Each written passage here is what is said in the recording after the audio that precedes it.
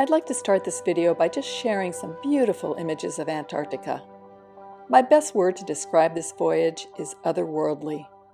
Antarctica is like no other place on Earth. The sights and sounds are all unique and compelling. Each day I woke and looked out my window in awe. This video will cover days 1 through 6 of the 12-day National Geographic expedition. Look for the Part 2 video for days 7 through 12. Also look for the video on the National Geographic Resolution ship, which covers the ship layout and ship experience. So here we go. For me, the trip started in Santiago, but I will share that city in another video. I'll start with the first day of the expedition, which was run by Lindblad Expeditions. Day 1. All passengers flew into Santiago and were housed for one night at the Ritz-Carlton in Santiago. It was a lovely hotel, of course, and we met staff and fellow passengers for the first time during a happy hour at the hotel. That evening, we were given some minimal instructions and a short welcome. Day 2. The next morning, we were up at 4 a.m. and boarded a motor coach that took us to the Santiago airport. We then boarded a charter flight to Ushuaia, which took about 3.5 hours. After going through customs, we boarded another bus to take us to Tierra del Fuego National Park, which is about an hour drive from the port of Ushuaia. We drove there and stopped at a small museum and rest area, with beautiful views of the park. We were given about 30 minutes to explore, then boarded the bus again. We drove a short distance, and then, upon disembarking, everyone got their picture taken by this sign, indicating the end of the road. We then walked along a boardwalk, which was very picturesque. The plan was to then board a catamaran that would take us down the river and to the docks in Ushuaia. Unfortunately, the catamaran had engine trouble, so we were told to get back in the bus and we would get on the catamaran in Ushuaia. We had to take an hour bus ride back to Ushuaia, stop at a tourist information center to use the restrooms, then board the bus again to take us to the catamaran. It was 3 p.m. by the time we boarded the catamaran, and most of us hadn't eaten anything since 4 a.m. A meal was promptly served on the boat, but we discovered the engine still wasn't working, so all we did was sit in the harbor and eat our very late lunch. A bus then took us to board the ship. So the expedition started with a bit of disappointment, but the Tierra del Fuego Park was definitely worth seeing. Once we got on the National Geographic ship, everything went smoothly. We were greeted with champagne and escorted to our rooms. Before we could unpack, an announcement told us to report to the lounge with our life vests for safety instructions. We were given evacuation information and followed a staff person to our assigned lifeboat. A short time later, we had another mandatory meeting that gave us some basic do's and don'ts. We were also greeted by the medical doctor on board who advised us not to take motion sickness medicines. He said that more people get sick from the meds than the sea. So I followed his advice and it worked for me. We then broke for dinner. I was surprised at how wonderful the dining experience was. The food and service were excellent, which I'll cover in my video on the Resolution ship. I retired that night fairly exhausted, but excited for what was to come. It's been a long day, but look at what is out my window.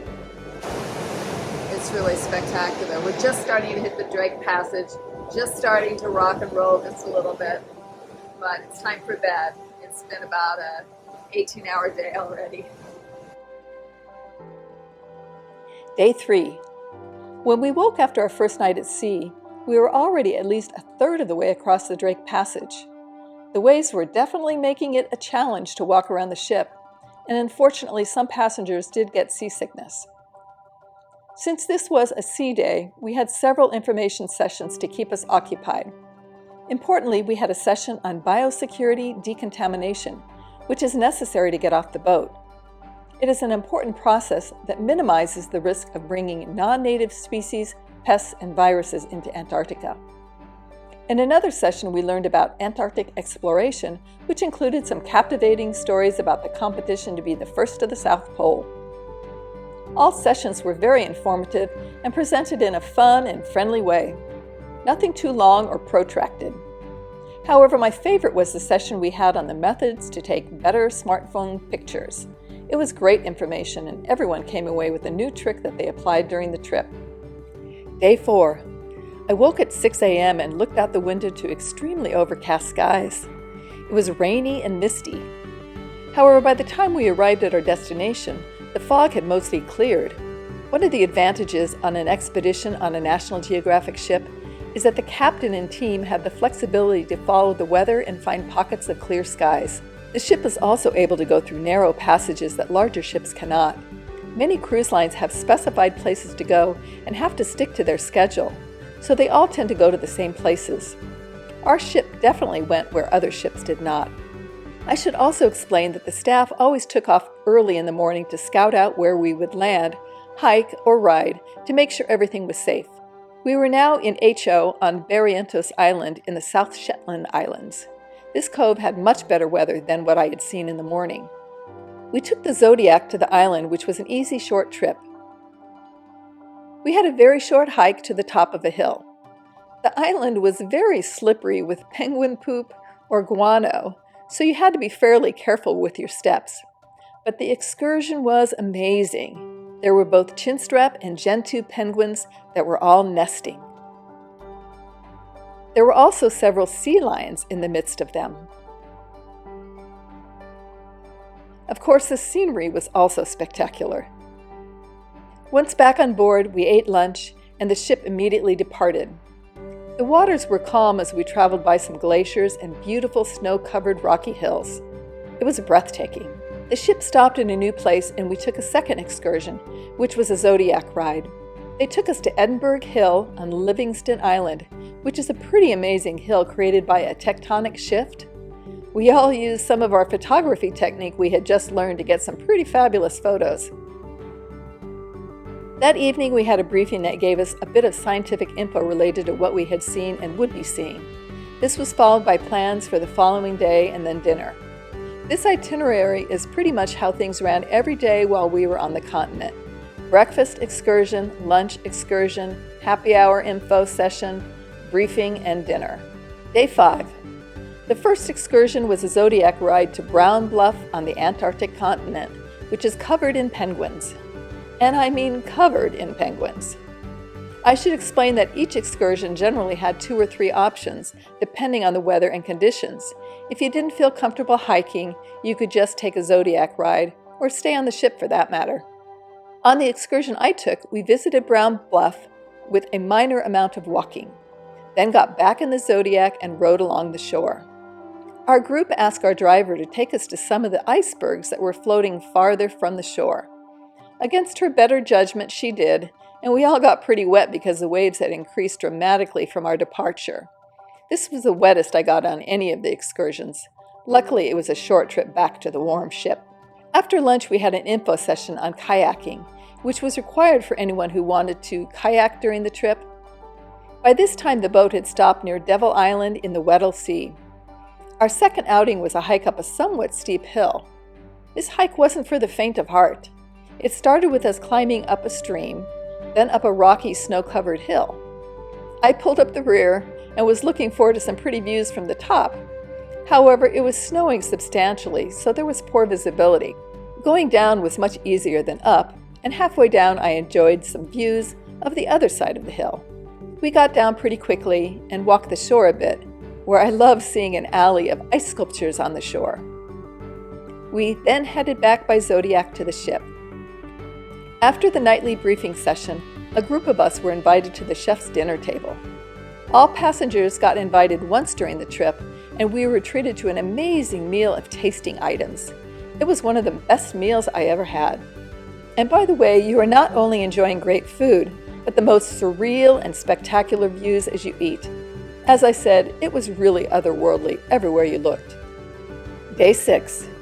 Each morning we got a wake-up call from the expedition leader, and this morning's announcement started with, "We have hit the Holy Grail. Beautiful weather and visibility. The ice is just right for walking off the ship onto the ice, and there is a colony of emperor penguins." The ship was now near Snow Hill Island in the Weddell Sea. Now you couldn't see the emperor penguin colony with the naked eye, but you could view it with a telescope from the deck. While I was eating breakfast, there was an announcement that an emperor penguin had popped up out of the ice right next to the scouts. We could see the penguin from the ship. The ship had arrived at a beautiful spot with crystal clear waters and a snowy moonscape all around. I chose kayaking for the first outing, and it was spectacular. The water was quiet and the panorama was mind-blowing. I just kept pinching myself and feeling so grateful to be having this experience. After lunch, the captain attempted to find some sea ice that was stable enough for us to disembark directly onto the ice. This was one of the advantages of the National Geographic Resolution. It is a powerful ship and icebreaker. We tried 3 times, breaking through the ice in some thrilling maneuvers that were exciting to watch. However, we didn't manage to find ice stability. Instead, we used zodiacs to cross a short distance to the shoreline. As soon as we got on shore, we were treated to a somewhat close look at the solo emperor penguin that was still on shore, mostly sleeping. We then went on a tricky hike on the sea ice, where you could take a step and suddenly be down a foot. We didn't have fear of breaking through the ice, which was very thick, but the sudden drops in the snow were a little stimulating. We went a distance from the shore, then looped back to the ship, enjoying the impressive landscape. At dinner that night, the views from the back of the boat were stunning. I'd like to mention that there were several solo travelers on the ship, and we all shared pictures and developed a wonderful camaraderie. There were also many seniors on board, but there was a broader age range than I've seen on other cruises. So that concluded the first half of the Antarctica expedition. Please look for part 2 for the second half of the trip. Also look for other videos related to this trip. I will leave links to all these videos in the description below. And if you'd like to follow more of my senior and solo travel journeys, please click subscribe below. Cheers!